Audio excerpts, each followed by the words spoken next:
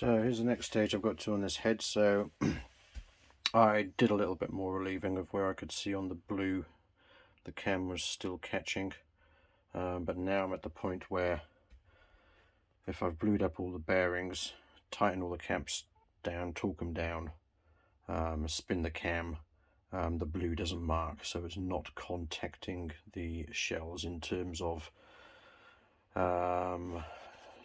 too smaller clearance. So now it's basically saying to me that all clearances are done, so it's now fairly free. I wouldn't say it spins, but that knocking you can hear is the axial end play, which is good to know that it's there and that's not binding the cam up. And this is pretty free now. And I put some engine oil in there, which always helps a little bit, and that's how it's supposed to run.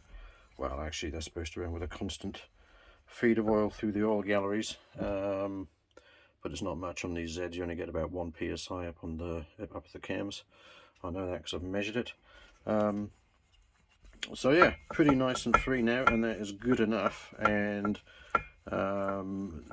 basically the shells will become bedded in with it that loose without picking up. So even if that is still a little bit on the tight side, basically within 5 minutes of the engine running, it won't be.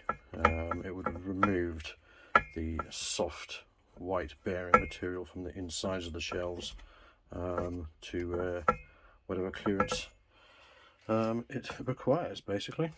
So yeah, so for now that's where it sits. I'm going to leave it. The inlet cam was even better than that anyway, with all the shells fitted and caps typed down, torqued down.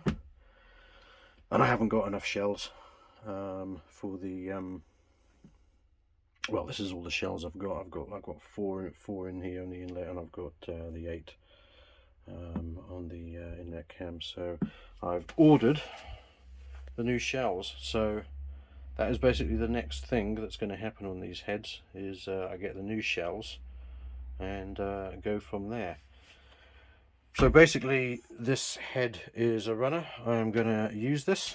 So what I'll do for the next few days is remove these exhaust studs, because I have got stainless studs, good lord, I've only had a small glass of left.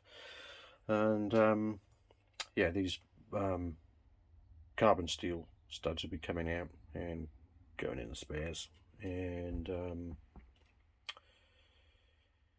yes, put my stainless studs back in this head, plus all the other goodies that are in my head I've got at the moment will be getting transferred over.